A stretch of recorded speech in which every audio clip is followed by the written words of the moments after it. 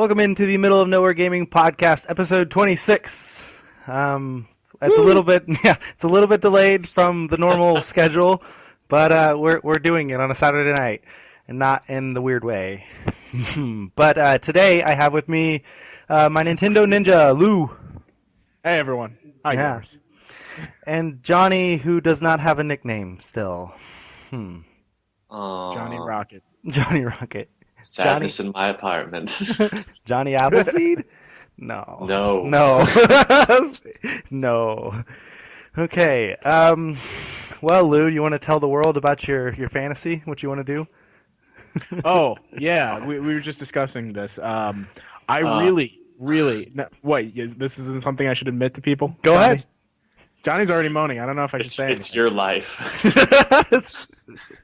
I think I want to invest in a Japanese anime pillow. A Japanese anime girl pillow. Yeah. Full body. Absolutely. Full body. And for the record, everyone, I do have a girlfriend, and I do, I share a bed with her. So I'd love to have 3 people in that bed, one of them being an anime pillow, just to, annoy the hell out of her. Lou, Lou, I'm just saying that's a pretty far cry from a good idea. Oh, I see what you're doing. How about you fill us in on the first story, Johnny? We're moving this along. All right, so yeah, guys and gals and listeners, news time. So first thing on the docket, Far Cry 4, according to Eurogamer, will be released in 2015 and take place in the Himalayas. The Himalayan mountains, that is, not the Himalayans who live there, because it's a totally different game. Will it be starring Yeti? I can only hope it stars the Bumble from the Rudolph the Red-Nosed Reindeer stop-motion movie. It's looks like it's going to be doing Far Cry 3 gameplay type of thing, similar there, and that it'll probably be at E3. Also, it's rumored to be on current-gen consoles. Don't know if it'll be on the PS3 and 360. I guess by current-gen, we should clarify we do mean the Xbox One and PlayStation 4. Yes, so everyone needs to get on fucking board. Current-gen is only PS4 and Xbox One. Yes, the sooner we get there, the better off we'll all be. Yes. All I'm saying. And Wii U, cough, cough. Oh, no! Wow. That's so cute. That's like looking at a chihuahua and calling that a dog. It's like, okay, sure thing. I loved Far Cry 3, so I'm pretty stoked about this. Did you guys enjoy Far Cry 3, or did you play it? I haven't played Far Cry 3. Oh, I liked Blood Dragon a hell of a lot more than I liked Far Cry 3, but I'm up for another one. Okay. Well, I played Tomb Raider and. Tomb Raider's close. It's like Far Cry with a girl. Yeah, but there's a lot more shooting in Far Cry, like a lot and more stuff.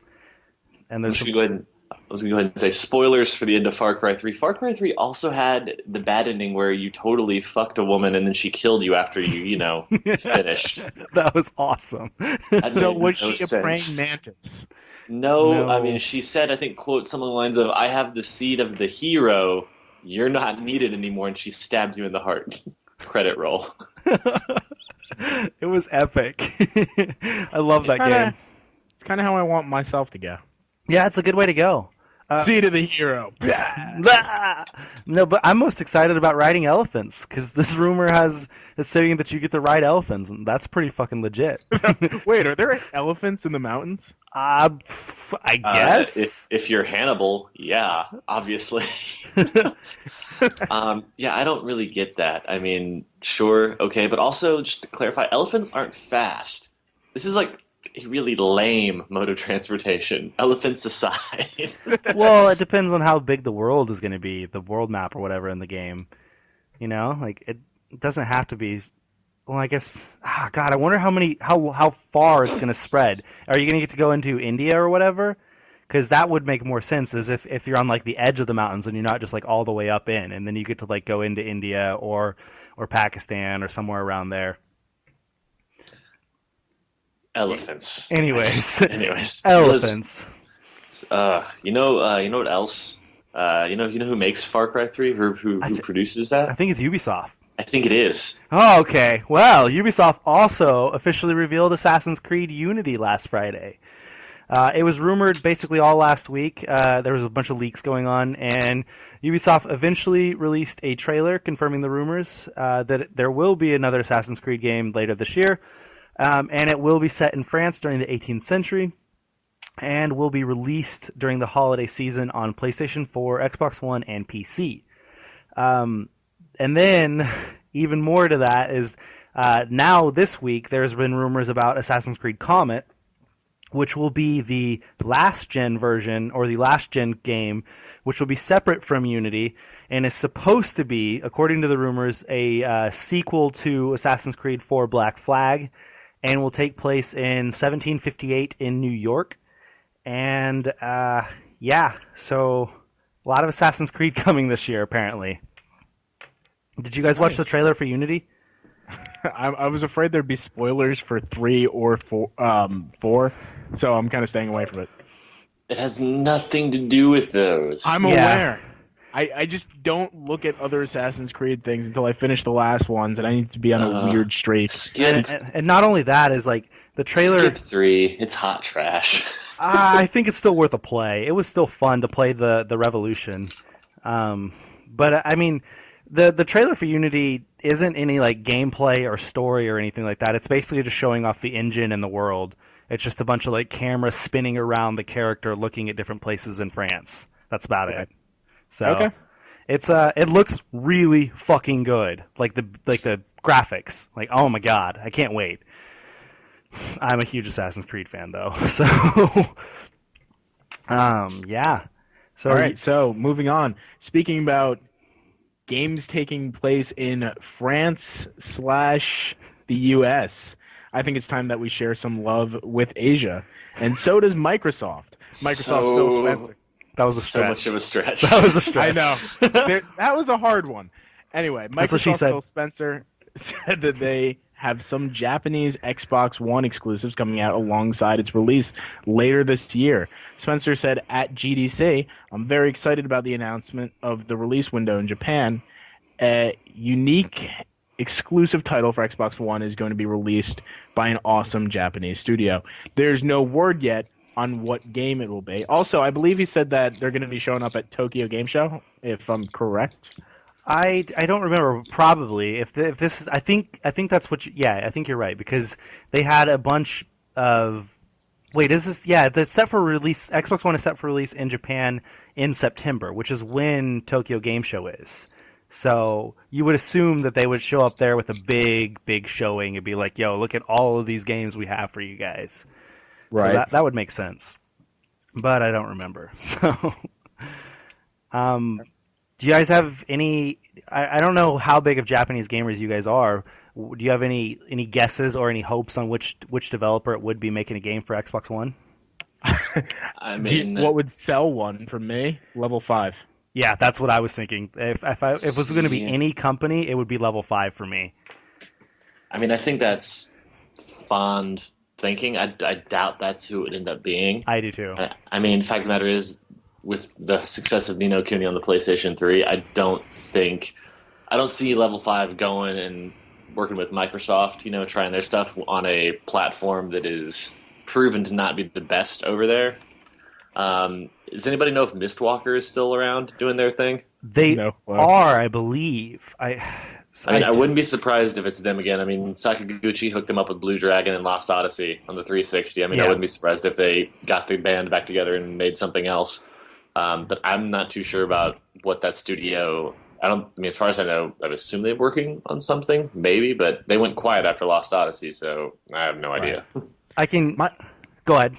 I was going to say, my question is, when a Japanese studio decides to make it exclusive for Xbox, are they shunned by the industry in Japan? Are they suddenly, like, blacklisted? Like, are they labeled as traitors? I could see that, because there's some weird, Japanese loyalty to Nintendo, Sony, and there always has been. So I wonder what the developer environment is if you decide to make something exclusively Xbox. I mean, you're probably not allowed in the cool cat cafes anymore, so I don't know. It's probably the worst I could think of. Miyamoto and Iwata come out and spit on you or something. VG247.com They reported last month that about the Microsoft teasing Xbox One RPG and stuff, and they're basically questioning whether or not it's going to be Mistwalker. So that's interesting. I totally forgot about them until you brought it up. And then as for Level 5, they have their new game Wonderflick coming out, and it's going to be on Xbox One. That's already confirmed, so that can't be their mystery JRPG. Or Microsoft's really bad about understanding what the word mystery means. Oh, did you guys forget about Wonderflick? That's a mystery. Oh, it was a mystery to us. We'd forgot we were making it. And I almost wouldn't bet against it being like Square Enix or something, trying to make just one, littler JRPG just for the Xbox One, because they're a publisher as well as a developer, and they publish for a lot of little companies. And there was a few RPG or JRPGs on Xbox 360 during the last generation that were published by Square Enix, and so that could be one of them. They could be working with a smaller company like Tri-Ace or something like that, and then just publishing it for them. You're right, because The Last Remnant 2, that's going to sell some systems, let me tell you. Well, I mean, you never know. It may do something in Japan. It may not ever get a release over here. God, I would love it if it was Lost Odyssey 2. That would be fucking brilliant. Well, I mean, that game was really, really underrated. I mean, it was a huge grind, but the little, like, secondary side stories that were basically mini novels, you know, that were in the game itself were so fantastic and so well written. They were the best. I mean, I played Lost Odyssey as the Final Fantasy game that I wanted when 13 let me down. Yeah, a lot of people did. I mean, I was like, this is the game that I wanted this to be. It was prettier Final Fantasy game. It was turn-based and long. Oh, God, it was a brilliant game. It really was a good game. Anywho. I don't have a segue for the next one. No, I got this. Okay. This is a cakewalk. Speaking of games with long tails and a lot of replayability, Diablo 3, great game. Reaper of Souls just came out, getting stellar reviews. But just to let you know, in case people had gotten a little worried it wasn't happening, that Alex Mayberry, the guy who's that lead producer on that game, said, by the way, still coming for the PlayStation 4 and sort of loosely confirmed an Xbox One version along with it. Though technically there's no date set for either. They're just coming. They're out there. I mean, the PS4 version was announced ages ago. Yeah, I was going to say that. That's something that's not new. Is it? Yeah, the Xbox One was sort of the new tag on that, where it's like, oh yeah, by the way, we're making it for that too, because fair is fair and we like money. It's like, okay, that makes sense, guys. Yeah. He said something along the lines of, we need to make sure we have the PC version finalized and complete the way we want it to before we release the PS4 version. He said it would be like a few months behind that. I believe that was one of the things he was talking about. Yeah, so I'm hoping this is going to be one of my big summer games that I'm just going to sit here and just go into. Waste hours on. Yeah, pretty much. I mean, it makes sense. I mean, I definitely think they haven't said anything. I'd be almost assuredly betting on the fact that Reaper of Souls will be packaged in with these versions when they come out. I think it was confirmed, wasn't it? I don't think so. I think that's still technically rumor mill at this point. But yeah, I mean, I'm almost banking on that. I mean, they want to make sure everything's balanced. If you've been keeping up with the Diablo 3 saga as things have gone, I mean, they're constantly patching things, constantly rebalancing moves, characters, abilities, runes, and all that crazy stuff. And I'm almost positive what they're wanting to do is get, now the Reaper of Souls out, get everything balanced out again, at least to where it's okay, this is good enough for the moment until the next big balance shift. And then that's what they'll put out in disc. For the two current gen consoles. Yeah, see? Current. Yeah. Current. It's weird. I got a segue. Oh, yeah. Does it involve last gen? Because that's what it's about. Speaking of things. No, it's just as bad. It is just as bad. Okay. Speaking as things trying to come back from the brink of death. Oh, there it is. There it is. Nintendo has over 50 games in development for the Wii U that use the Unity engine. Senior Manager of Marketing at Nintendo America License Department, Damon, told Canera, that over 50 games are currently on their way to the Nintendo's newest system. Baker said we have 17 that are currently in the pipeline that have been submitted, so they will all be out within the next 2 months.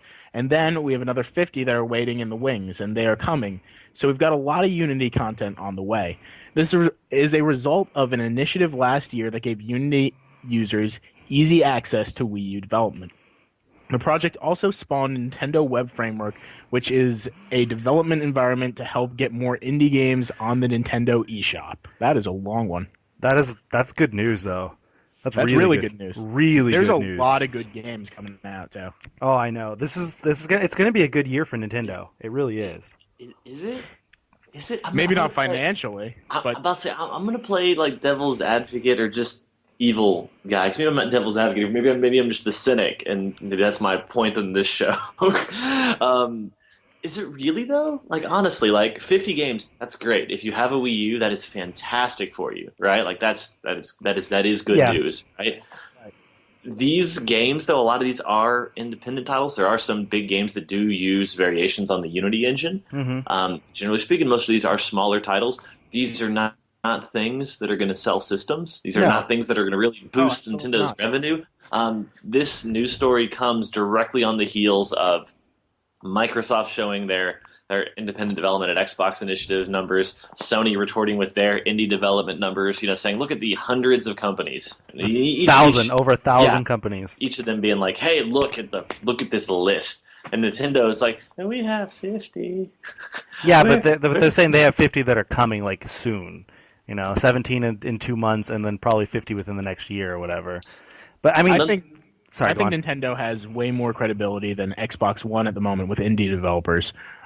Indies have been trying to not work with Xbox, at least since they made that announcement initially last year at E3, and they kind of went back and made everything a little more accessible, and it's opening everything up again. But I think right now Sony's leading the way, followed by Nintendo, because I think realistically, every indie developer, they mostly grew up in the time where Nintendo dominated everything. They love seeing their game on Nintendo systems. Yeah, and I kind of wanted to counter Johnny's point and kind of being devil's advocate to his devil's advocate, and be like, you ask if it's really a good thing for these 50 games, these smaller indie games to come, and they won't be system sellers and things like that. But yet, PlayStation gamers, myself included, we pride ourselves on all of these indie games that come to PlayStation Network and PlayStation Plus and the free games we get, like Don't Starve and Outlast and stuff like that. Sure. Now, these may be sort of big games in some sense, but they're not, system sellers in any way. But they are there, and since we already have our PlayStation 4s, we can be like, check out these fucking awesome little games that we get for free, or that we can pay $10 for, or whatever, that the Xbox One doesn't have, or something like that. And this is kind of just this is just like that for Wii or Wii U in a sense. It's not on the same scale, or it could not be, or it doesn't have to be. I don't really know what all these Unity games are going to be or anything like that, but it's kind of like that, or that's how I'm looking at it. I mean, I see what you're saying, but to me, this is Nintendo's attempt to get some credibility in the indie space. Yeah. I mean, yes, it's going to do exactly that. To be like, hey, look at these cool games that Nintendo has, right? Now, they might be cool games that you can get on other platforms as well, but I mean, regardless, it's like, yeah, at least they're there. Cool, I can play these on my Wii U. But at the same time, in the bigger picture, it's going to help them build credibility, but it's not going to help them with their profitability, right? It's like, this is, in my mind, I read this news story very much as Nintendo saying, hey, we're in this space too. But not only that, I'll say this, with a definite lack of AAA development going on over there for the Wii U in the third-party space. I mean, to me, this is like Nintendo saying, by the way, we're still not the only one making games on the Wii U. Yeah. Right. So I mean, like I said, I can definitely see the positives of the story, but at the same time, it's like I also sort of reading between the lines. In my mind, my first thought is like, okay, like who's not developing stuff for him, right? And how is this actually going to help them on the whole? So yeah, right. sorry, I want to say one more thing before you can go ahead. I totally get what you mean. The lack of AAA games and third-party games and stuff like that, and how it's kind of covering it all up. But at the same time, I look at it as I haven't bought a Wii U for the past 2 years because they have no games, in my opinion, or haven't had games that appealed to me. And if this starts to pick up and they get these 50-plus games out in the next year, then I can be like, well, they actually have a library, but they may not be huge games, but at least they have a library now that could justify me actually spending $250 to get a Wii U rather than not. So, I mean, it's not a huge selling point, but it's still more than it is right now. Would they have to be games that are unique to the Wii U, or would you get them, say if Fez showed up on the Wii U, would that be enough to have you pick it up? Like, what if it's games that you already have or can get on your PlayStation 4 or Xbox One? Yeah, see, I don't know. I'll have to see what all they are, because right now this is pure speculation what we're talking about. So I can't say. But and a game like Fez, I've never even played. So, and I know it's available on PS4 and PS3 and everything else and stuff like that. But I don't know. It'll be interesting to see what happens from it, I guess. Right. And I agree. I agree with you, Johnny, that I don't think this is going to be something that's very profitable for Nintendo. I've always kept the belief that a Nintendo in a really hard spot is always the best Nintendo for people who own the systems. Like, they are trying harder than ever. They're licensing their own IP. This is them bringing over 50 games. It's great for people who have the Wii U. And, I mean, even if it's not great for Nintendo directly, I'm happy that it's going to help me. It's going to help everyone else who I know has it. All 4 of them. You have 4 friends, though. That's impressive.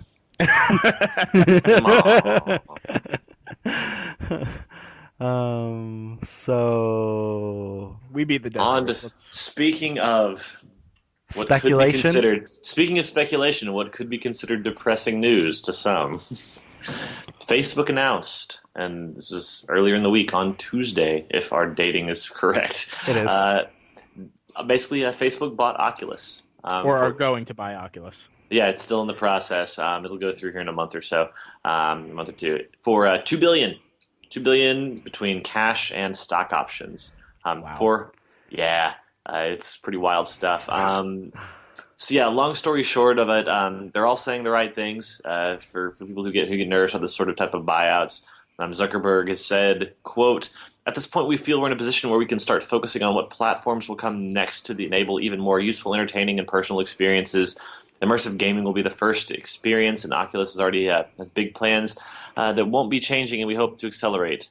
The Rift is highly anticipated by the gaming community, and there's a lot of interest from developers in building the platform," end quote. And the Oculus guys have put out their own statements, basically saying that no, we're staying uniquely on our own. Like, they're not going to be messing with us. Everybody's saying the right things here. That you shouldn't be worried about the fact that it's Facebook buying them out, but you are having that very classic internet backlash from that sort of thing. Right. Oh yeah. Did you see the Reddit AMA? No. I did not see that. No. They did an AMA and they were defending Facebook. They said they've gotten offers to buy from Microsoft, from Apple, from this and that, from a bunch of different tech giants. And how they put it was, we thought we were the safest with Facebook because all these other tech giants would want to rip the Oculus apart, take its various pieces, and put it in these companies' already working projects. Yeah. Facebook has assured us that we're going to keep our project. We're going to keep the Oculus as is and move forward with that. They're not going to scrap what we've been doing. Yeah, I bet it's in the contract that it's going to be something like that. Like, they wouldn't go through with it without reassurance that, hey, you're not going to destroy what we have. We can continue working on what we're doing. Right. I mean, if we're staying positive about the whole thing, I mean, you could look at how Facebook has run Instagram. Like, Instagram is pretty much still its own thing. Yep. Most people don't know that Facebook owns Instagram. No, but it was a huge story when it happened. Yeah, I mean, I was one of the first ones like, nope, I'm out. Like, exactly. Facebook knows too much about me already. Since then it's like, well, hey, whatever. You can opt out of everything, blah, blah, blah, as long as you're keeping on top of stuff. So, I mean, there's definitely a needed tension here. It's like there is you can worry about this. Be worried, and you have every right to be worried. Yeah. But at the same time, you have every right not to be as well. It's like, okay, this is a thing that happened. And, seeing as though we are the kings of speculation here on this podcast, I mean, this is rife for, okay, this can either go amazing, and we'll have the Riftbook where we can all talk to each other in virtual reality. That'd be like the best Second Life ever. Or, we'll see it all fall to pieces. Who knows? We'll be the first place that does the virtual cast. There you go. Everyone exactly. can just come in and It'll watch. be better than Google Hangouts. I will be the one dressed up as a pink bunny. It'll be adorable. Have you guys seen Summer Wars? What? The movie Summer Wars? What are you talking about? Never mind. It's just, you said pink. You'll be dressed up as a pink bunny, and it's basically a virtual reality space that like everyone is tuned into in the entire world. It would basically be what Facebook would be like with virtual reality. That we could all pick our own avatars and stuff and just chill out in this world and be social and stuff like that. But I don't know. The way I look at this entire process is that the Oculus Rift wasn't guaranteed by itself. There was nothing saying that it was actually gonna happen. Everything looked like it was. It seemed like it was going to be successful, like it was going to work, it was going to hit the market, everything like that. But there was still no guarantee. And so just Facebook buying them out and giving them more resources and more money to do everything, to research everything better, I think this just guarantees that the Oculus Rift is actually going to happen. It's going to come quicker than what it would have had Facebook not bought it. And more importantly, more attention. Like this is the biggest mainstream thing you can do. Like short of partnering with maybe Google or something, like Facebook is as mainstream as you get. I saw tweets all Tuesday that were like, so Mark Zuckerberg just bought this company that I've never heard of before. And so like that right there, all it took was the announcement that they were going to buy it. Now thousands and thousands and thousands, millions of people all know about Oculus Rift now, or at least have heard the name. It's out there, much more than it was before this. So that can only be a good thing, right? And if it did launch on its own without the Facebook funding, sure it was going to make it to market and it was going to be a hit with gamers, but that doesn't necessarily assure that it's a commercial success. If it's not a commercial success, then it gets dropped and it breaks Oculus's bank, and we never hear from it again. And we eventually see VR in the future. But now we know that they have Facebook's nearly infinite pockets to dig into, and Facebook is going to work to make this successful. They've done it with I think they're financing right now Unavu. Is that how you pronounce it? Have you guys heard about this company? No, I have no idea. It's it was a Facebook app, and they had technology which was able to suppress and condense the data coming into your phone. Okay. So instead of, if you had a 2 gigabyte limit on your iPhone before you went over in your contract, you might be able to get 8 gigabytes worth of information. Oh, damn. Yeah, so they saw that, they picked that up right for millions of dollars. I'm not exactly. Okay. But it's just evident that Facebook's looking into the future, past their website. They're looking for something else to do. I kind of find it interesting that this news came like right on the tail end of Project Morpheus being announced. It was just not even a few days later. Sony is like, hey, we have this awesome, virtual reality headset that we're working on, and we're basically the same as Oculus Rift, if not better. And then now it's just like, bam, $2 billion Facebook buys Oculus Rift, and now I'm wondering what Sony's going through right now. With the higher ups are like, oh shit, like fuck, we didn't see this coming. I knew something was happening. I didn't know something like this was happening. But when Morpheus was announced and where the Oculus Rift team was just like, oh, that's cool. Yeah, that's, we're real happy for them. They could go off and do their thing. Like, I was wondering why they weren't freaking out about it, that Sony's been able to match the technology. And it's because they've been going on with this contract for probably months now. So they're like, we won't even worry. Well, they did announce their pre-orders for their next headset or whatever, like the day after the Morpheus was announced or whatever. So they did kind of fire back immediately, but this just came a few days later. Johnny, are you still there? I'm still here. Okay. I was just like, did you just like, croak over on us? He doesn't No, have you guys anything were to be cynical about.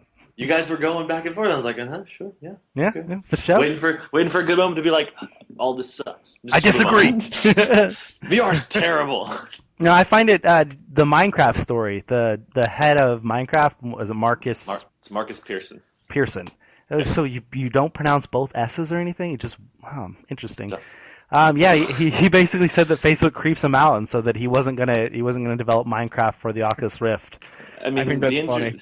I mean, here's the interesting thing about that little note. Minecraft for the Oculus wasn't actually an announced game. Like that, it was rumored that they were like maybe working on it. Yeah. Basically, he said, "I'm not making a game that I haven't announced." Yeah. Which is just sort of like, okay, you're making your point. Marcus Pearson's always been a very vocal guy to begin with. And so, I mean, I sort of laughed when I read that. I was like, yep, there you go. Okay.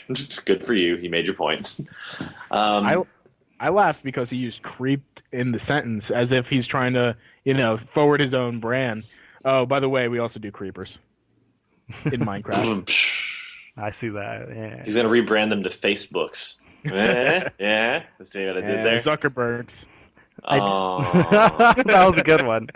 I did see that in his blog or whatever. He even though he said that he wasn't going to be making it for the Oculus, he was like, but there is a mod out there. So if you want it, you can find it.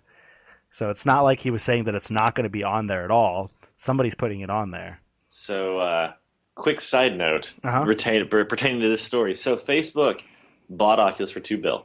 That's a lot of money. It's a lot of doll hairs. It's a little bit. You're going. I think I know where you're going, and I wanted to bring this up because I want you to be cynical about it. Keep going. I'm not going to be cynical about it because I love Twinbeard Studios. Twinbeard Studios made a game. It's one of my personal favorite Flash games, and if you've never played it, this goes for you guys as well as our faithful listeners. Frog Fractions. That was probably my 2013 game of the year. If I didn't have to give it to The Last of Us. It's great game. I'm not going to tell you anything about it. You just need to play it. Frog Fractions. He's kickstarting a sequel to Frog Fractions called Frog Fractions 2. And he's actually gone on the record saying that when he releases this game, he's not going to call it Frog Fractions 2. He's going to call it a totally different name, and you won't know it's the game until you actually... Well, basically, he said you won't get your copy of the game until you email him that you found out that that's the game. It's a weird thing. It's sort of fantastic. I'm in love with it. But it's not the story. On his stretch goals for Frog Fractions 2, the Kickstarter, he has now added $2 billion. Buying Oculus back from Facebook. And so if the Frog Fractions 2, which you should support anyways, because it's more Frog Fractions, and it's a game you won't know it's Frog Fractions, but until you do, they've now said if you raise the money, he personally will buy Oculus back from Facebook for the same amount of money it was bought for. So if you really want to fight back, if you really want to fight the man, you need to support my game. It's going to be my 2014 game of the year. Frog Fractions 2 actual title incoming. Nice. Oh, okay. I have something to talk about, though. Speaking of Kickstarter and Oculus, what do you guys make of this whole backlash that's happening on Kickstarter with all the backers, and everyone's up in arms saying that they want a cut of the $2 billion. Money, yeah. They invested in Oculus. They want a cut of it. What do you guys think about that? They didn't invest in it. They didn't. They donated. That's good. Exactly. You guys are both intelligent. They don't get their money back. They donated their money to it. Yeah, I was an economic TA. Like, no, they didn't invest. Yeah, that's done. I love econ. Yeah, there's no way they're getting their money back. That's stupid. Yeah, it's ignorant people who are saying this kind of stuff. I mean, the one thing that people forget is not only was there the Kickstarter money, which for all intents and purposes was a donation. Your reward for Kickstarter was whatever Kickstarter reward you got. Mm-hmm. It might have been the Oculus kit. It might have been like a bumper sticker that I support the Rift. Or a whatever. name like on the credits or special thanks to those kind of things. Yeah. So when you beat Oculus Rift, your name's in the credits. Whatever. That's what I'm talking about. I know. Special thanks. I'm an asshole. I mean, that was their reward, right? But even beyond that, there's been two infusions of venture capital into Oculus before the Facebook buyout, after the Kickstarter. So there's been actual investors that have put money into them already. Those people, they can get money back because they have invested in the company, right? Yep. The Kickstarter backers just did that. They backed it. They were like, hey, cool. Now, you might get into the legalese of maybe backing is not the best terminology for it, but the fact of the matter is, if you backed Oculus on Kickstarter, you got your reward for it. That's how that website works. Yep. So it's like asking for your money back. I'm sorry, that's stupid, and it shows poor business acumen on their part, and I don't throw those words around lightly. Good. I'm glad that both you guys are super intelligent about this, and by intelligent I mean rational on a basic human level, because it's outraging to me. Oh yeah, it annoys the hell out of me. Right. I just want to say, Go ahead. Go ahead. I want to say acumen again. You may go ahead with your story now. But yeah, I was a backer for it, and I'm not upset. I got what I wanted, which wasn't much. I forgot a lot of things, but I'm not going up to them begging for money now because I supported them. If I was really into it, I would have invested in them, and I probably should have. But yeah, I'm happy to hear it. Okay, so we've drugged that on long enough. Lou, you want to fill the listeners in on what our topic of the week is going to be? Our topic of the week is not this. The reason why we're not having a topic of the week is because we're doing a double session here in the recording studio, which is in 3 states, where right now we're recording this, and then right after we're doing the infamous spoiler cast, which is going to be released at a later date. That way we could be lazy and not record for a week. But yeah, so we don't have the topic. Listen into the spoiler cast. It's going to be fun. We're going to ask a bunch of interesting questions to each other. And yeah. So yeah, let's move on to listener questions then. Yes. Yeah. I love questions. Okay. Let me start with the first one. Okay. From Aaron on Facebook. I think it's pronounced Aaron. Yeah. No, Aaron. Okay, I'm sorry. All right. You're right, Lou. Sorry. What were some of the challenges in starting a new video game website? What have you done to differentiate yourself from competitors? Ooh. Some of the challenges. This is mostly towards you, Court. Yeah. Let's see. First, it was a long time coming because I had been wanting to do this for a long time. So, but the biggest challenges at the beginning were like finding people who were like-minded that wanted to do this with me. Because at first it started out as just a podcast. We just wanted to do a video game podcast, and then I was like, well, we need somewhere to put it. I was like, we should just do a website also. And then I was like, well, it's kind of lame to just put a podcast on the website. We need to do some other stuff. Let's do some reviews and some of the things like that. And so then I had to have the team start writing, even if they weren't used to writing. And so after a while, I started to find out that these 3 freshmen that I had picked up to be on my team with me weren't really tuned into the business as much as I was into video games and stuff like that. And so then I had to come to terms with, okay, so it can't just be us. It can't just be us 4. We need to expand. We need to find more writers. We need to find another personality, somebody who knows as much as I do. And so I that's when I started to expand and look around for people, and just so happened to bump into Lou on IGN. And yeah, that was weird. That was like, yeah, that was a month that I was on IGN. Yeah, the blogs. And you complimented the logo and the website, and I took that and ran with it, and I was like, hey, do you want to write for us? I like your stuff. You want to write? But that was so. It's a huge challenge finding people who want to write for you, and who want to do it for free, and who want to stay active and not take 3 weeks in between writing stuff, and want to write stories every day or a few times a week and things like that.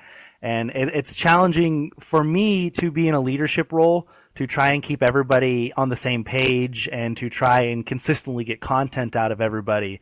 That's challenging. And then at first we were on a really shitty website provider, and so it was so painful to update stories every fucking day. Oh my God, I had to do so much work. It was the equivalent for those of you with PCs. It was like Notepad versus Microsoft Word, which is like what we use now. Like, it was just archaic what we were using. It was, oh God, it was, what, was somebody going to say something? What website was it? Let's tell people not to use we it. were using webs.com. God, it was horrible. But it was what I was used to in the past. Like back when I was in high school, I'd used it several times on different websites and businesses that I had tried to, just start with my friends just for the hell of it and that kind of thing. Entrepreneurial. Yeah, I've done it several times, and this is the longest it's gone and the biggest it's gotten. So, but yeah, so it was a pain in the ass to have to do that, and then it took several months for us to actually transfer over to a new website. And so that was a huge pain as well, because not only did I have to transfer it over to a new website, I had to come to terms with myself that the current website wasn't good enough, and so that sucked. And then making the new website, and I'm lucky enough to have a lot of background experience or just experience with HTML and formatting and web development, web design, things like that. I've taken several classes over it through high school and college. And so I have a lot of experience, which helped a shitload with doing all this stuff. So those were some of the challenges starting it. Finding a name was a big one. That was a huge pain in the ass. Middle of Nowhere Gaming and MONG was like, that came to me after like 3 weeks of thinking, and it just came to me in the middle of the night, and I was just like, we're just going with it. And how do we differentiate ourselves from our competitors? That's by advertising on the Podcast Beyond page. Yeah, we advertise basically everywhere we can. I double post my stuff on IGN and on the website with links to each other. That way people can go traffic back and forth and see things. We are one of the few ones in the middle, the Midwest, or in the based in Kansas, basically. And so and we're based on a college campus, and so we have advertisement stuff all over KU, and so we're trying to get traffic that way. And like other ways is we try to have different members on the podcast to just have different opinions every once in a while. We're not shy on changing things and to making things better, like changing the website, and we've changed how we do our reviews now, and we've changed all kinds of stuff, and then like on our news stories, we have an opinion piece at the bottom of every news story. Sometimes it's a sentence or two. Maybe it's not very deep because there's not much to write about. There's not much of an opinion to have, but sometimes there's a good paragraph underneath it that one of our writers is writing a story about something they're passionate about, and they can really talk about it. And I think that's a huge one up on some other websites who simply state facts and that's it. I like hearing people's voice in their work. So I don't know. There's several little things that probably don't stand out to a lot of people who are looking at it from afar, but little things that I like to think that make us different and make us something special, because most of us are college kids. Some of us are older and not in college anymore. And the biggest thing about it is that we're all very passionate about gaming, and we love to talk about it and write about it and play games and stuff. So I think that helps. We just like to talk. Yeah, we're all long-winded. That's another one. So next question from Dennis on Facebook. He asked, do you guys think we will see Nintendo drop the price of the Wii U at E3? What do you think, Lou? Quick yes or no. What do you think? This is easy. Yeah, of course no. No. Courtney, do you think anything other than no? No. Okay, yeah. They're at $250 right now, aren't they? Yes, and the thing is they're not making any money on the systems. They've already said that, the way they make their money is you buy the system and you buy a game. And so the fact is, they cannot afford to drop the price any lower. Yeah, especially not until they start releasing all of their first-party games. So yeah, no. Quick, easy one there. But if you want to pick one up, let's say, you could actually get it. Oh, maybe it is. Maybe you want to consider this a price drop. They're selling it for $200 plus shipping. But I think that might be refurbished. Okay. No. That's a bad idea. Refurb. Right. And besides that, I remember that they've been going on like Newegg or Walmart. There's normally a deal where you can get it cheaper. You get the bundle, like the giant bundles, at the same price, because right now it is cheaper around, and for cheap. Yeah. I've consistently thought about getting a Wii U recently in the past few months because most of the time they're doing deals on it for like $250, where you can get the Wii U, the big hard drive, and then like Wind Waker or something like that. And it's like, oh hell yeah, that sounds like a hell of a deal. But then I realized that I don't have the cash to do with that, so I'm like, damn it. Even though it's a good deal, I can't do it. So it's whatever.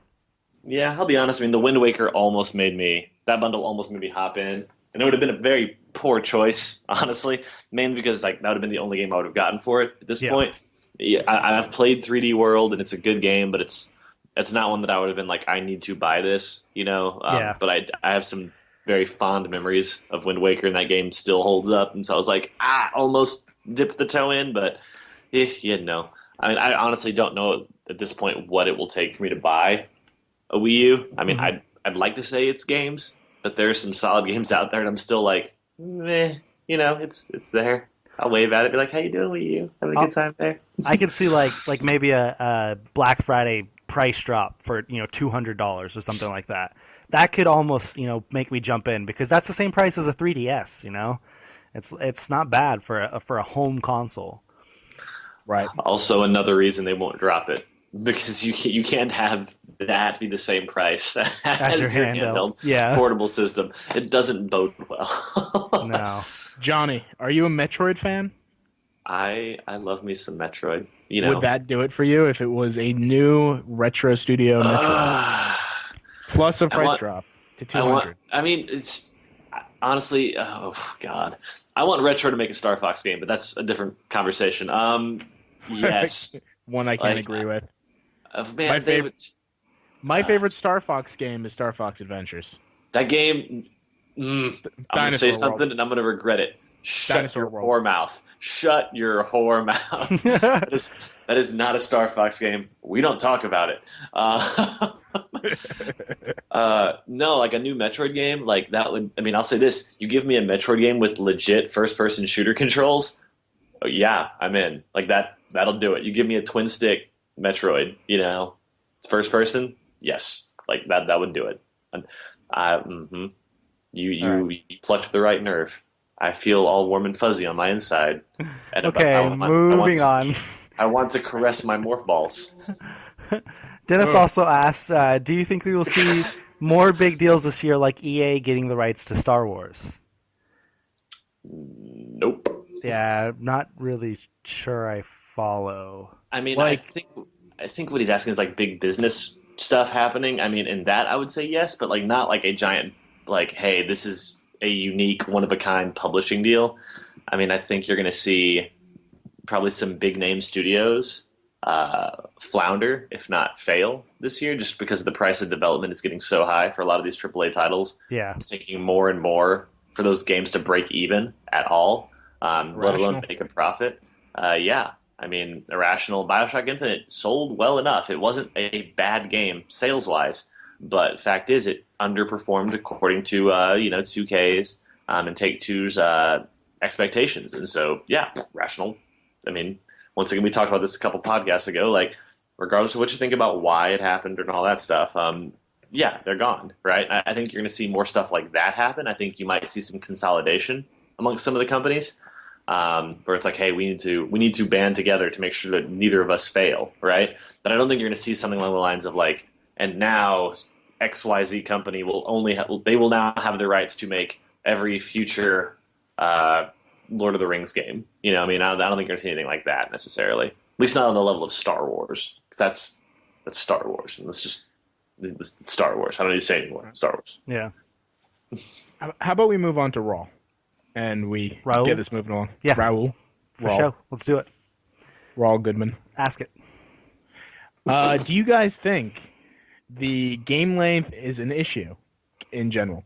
With Infamous Second Son recently released, I've seen lots of complaints that it's too short and such. Do you think 12 to 14-hour main story is long enough for this type of game?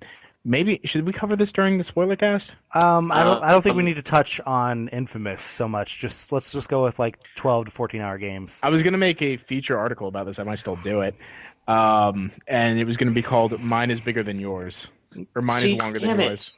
No. See, you answer with it's not the length that matters. It's how you use it. Yeah. It's what you do with that length. In my opinion, this 12 to 14 hours is the perfect length for a game. You know, they don't all have to be 100-hour grinds. In fact, 6 to 8 hours is sometimes perfect for games like this. You know, it's just people were complaining that Infamous Second Son was too short, when in fact you go back to Infamous and Infamous 2, they were the same length.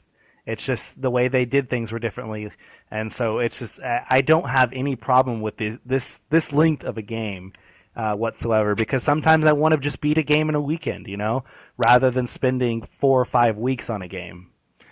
Yeah, I think people's problem with game length, especially when it came to Infamous, was that they were confusing a short story for a bad story.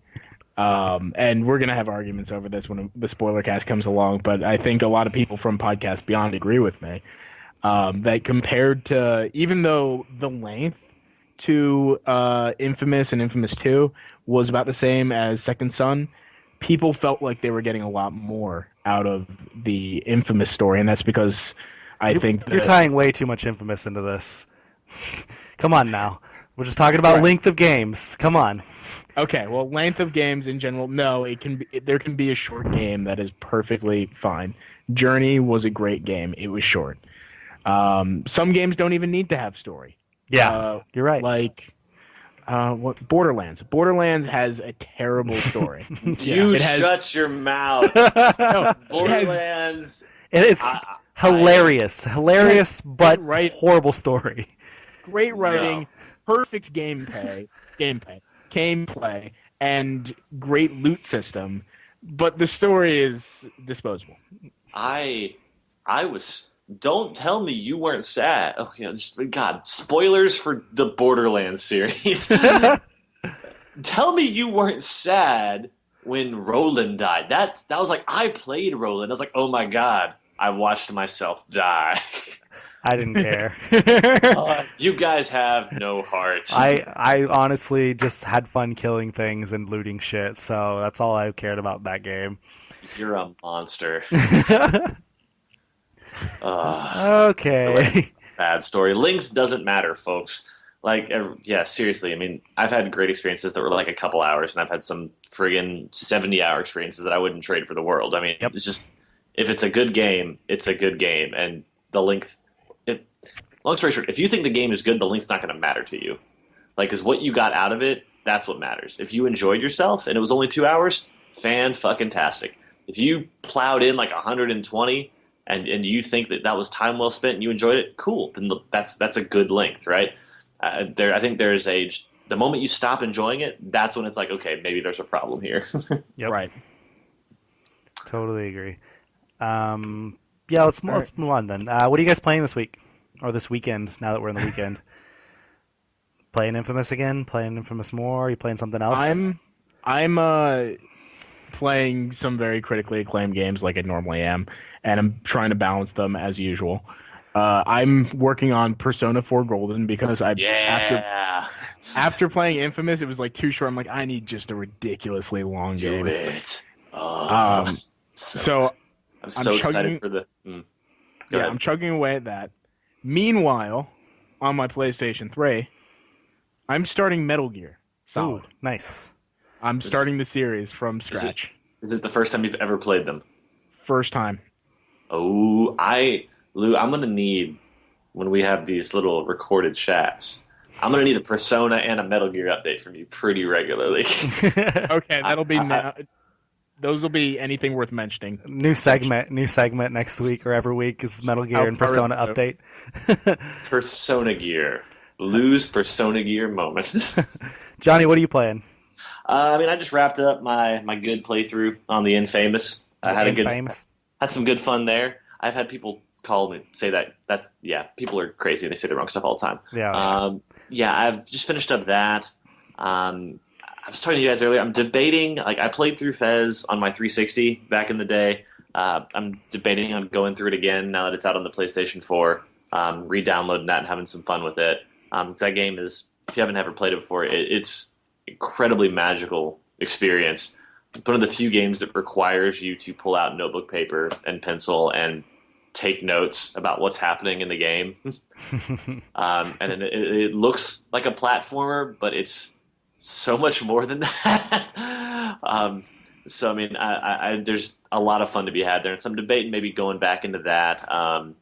Speaking of Persona, Persona 4 Arena was on sale about a month ago or so, and I bought that for like $9 for my PlayStation 3. I'm sort of working through the story mode on that. It does take place, Lou, just for you to know, it does take place after Persona 4 Golden, and it is considered canonical. Like it is the official sequel. This is fighting game to Persona 4 Golden. And so I was sort of like, all right, cool, let's dive into that because I had never actually gone through yet. And it does pick up some loose threads from Persona 3 as well. And so I'm like, all right, let's do this. It's a fighting game. It's made by the guys who made BlazBlue and Guilty Gear, and it's completely incomprehensible as a fighting game if you don't know what you're doing, which I don't. It's probably the first fighting game I've picked up that I've been just completely clueless on. So that's fun to pick up and play. But yeah, beyond that, I'm sort of just started that bad playthrough on the Infamous. I murdered some civilians, got some evil points, and I was like, oh yeah, that's what I have to do. Does it like that? You get rewarded for murdering civilians. Yeah, evil points, evil karma lets you get those extra evil powers faster. So I'm like, hey, I'm gaming the game. I guess I need to do some mass murder real quick. Johnny, I have some questions for you, or one question specifically. Do you feel bad now after? Because this is something that happened with me. When I went from the infamous good to the infamous bad, I actually had this weird moral conscious thing or digital conscious, where it was difficult for me to like do some of these bad things at first. I didn't want to see Delson do it. Don't jump into too much. Yeah, no, we'll get into my reasoning as to why I feel like, I don't feel good about this. But specifically in general with most games, when I do an evil playthrough, it's always my second playthrough, and it's usually my hard or expert go on it. Because it's like, at that point, I am now gaming the game. I'm doing the whole meta game at that point, where it's like, all right, I'm going to pick up the trophies I missed. I'm going to sit here and see what I missed story-wise if I did this route, right? Stuff like that. I don't have the emotional attachment to where I'm like, I am a dick. Let's, and so last time, for example, just use Infamous 2, right? I sat there and I'm like, all right, I need to murder this crowd of people. Okay, fine. I mean, and I sort of distanced myself from that as a player because I'm like, I would never do that. I mean, I see crowds of people all the time, and I have no inclination to murder any of them. Like, ever. I'm an all-around good guy. And so, I mean, it's like, I to answer your question again, no, I do have a problem with it, but at the same time, it's like, the emotional investment's always on that first go. I've just been working my way through Symphonia Chronicles still. It's such a long disc. JRPGs, man. Freaking long. But yeah, so let's move on. Let's wrap this thing up. Games released this week. There's a shitload of games. Fez is out on the PS3, PS4, and Vita this week. Cross-buy! Dynasty Warriors 8 Extreme Legends Complete Edition is also out on all three consoles. Cabela's Big Game Hunter Pro Hunts is out on the PS3, and only the PS3 for those. Deception 4 Blood Ties is out on the PS3 and Vita. BlazBlue Chrono Phantasma. It's BlazBlue Chrono sorry. Phantasma. Sorry. Whatever. Thank you. My bad. these fighting games, man. It's out on PS3. Oh god, so many games. The Witch and the 100 Knight is out on PS3. Putty Squad is out on PS3 and Vita. That's about the Power Ranger bad guys, right? I have no idea. The putties? That's really funny. That's a deep cut joke for anyone? All right, moving on. Speaking of which, that's one of my favorite video games from the Super NES era. That was a good the original. Yeah. Yeah. You had to friggin' earn your transform into the Power Ranger, though. God. Unless you had the codes, which you had to play to get. MXGP, the official motocross video game, is out on the PS3 and Vita. And then Bioshock Infinite Burial at Sea Episode 2 is out on the PS3. Destiny of Spirits is also out on the Vita. And that's it for the PlayStation consoles. Who wants to cover our Xboxes? That's it. Xbox gets all obviously the previous mentioned ones that were already dual released. They also get Batman Arkham Origins Black Gate Deluxe Edition. That's the revamped, redone version of the game that was on the Vita and 3DS. Came out to moderate to decent reviews, sort of a Metroidvania-esque 2D style Batman game. So check it out if you're interested. My personal winner here on the 360 release list, though, is Yu-Gi-Oh! Millennium Duels. Ooh. Yes, they're still releasing Yu-Gi-Oh! Games. Yeah. Do they realize it's not the Millennium anymore? Like, yeah, technically, but it's not 2000. Don't think about it. Millennium Duels. Might have to do with the Millennium items, if that's still a thing. I don't know if it is. On the Xbox One. All right. On the PC. Diablo 3 Reaper of Souls, more Bioshock, more Cabela's, that motocross game that no one's going to play. And Lou, I'm going to take a step back, let you do your Nintendo thing that you were oh so known for. What's out on the Nintendos? All right, for the Wii U, we've got what everyone's been waiting for. Cabela's Big Game Hunters Pro Hunts. More Cabela's. There you go. Then it's a third-party game. It needed it.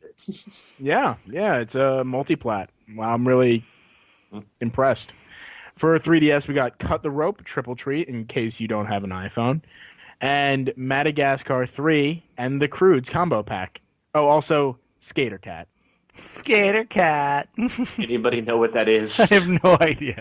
I'm going to look it up. Does anybody ever know what the 3DS games are? I also want to note that you can get all 3 Cut the Rope games for free on your Android. Oh, really? Don't take it away from me. Wrap it up, Courtney. Bring us back. That wraps up episode 26 of the Middle of Nowhere Gaming Podcast. You can normally listen to us on Thursday mornings, but we were delayed this week because of scheduling issues. So you can listen to this now or whenever it's released, and then listen to our spoiler cast for Infamous Second Son afterwards as soon as we release it. We're about to record it next. You can always email us at mong.podcast@gmail.com if you have any questions you want to ask on the podcast or just comments you want to make or anything like that. You can also find us on Facebook and Twitter. On Facebook, you can find us at Middle of Nowhere Gaming Mong, and on Twitter, you can find us at Mong Podcast. Be sure and check out the website, middleofnowheregaming.com, for all of our latest stories, blogs, reviews, previews, and all of that good stuff. We had a lot of stories go up this week because there was actually a lot of news, surprisingly. After the past few weeks, you'd think it would die down, but no. And the podcast you can find on the website and on iTunes. Just go search Middle of Nowhere Gaming or Mong Podcast. You can find it on there. You can find us all on Twitter. You can find me at Osborne_2009. You can find Johnny at Errant_thoughts. And Lou? At Lou Cantaldi. Yeah, so good times. We're going to go with that. Peace. All right, see you guys. Yep. Mong.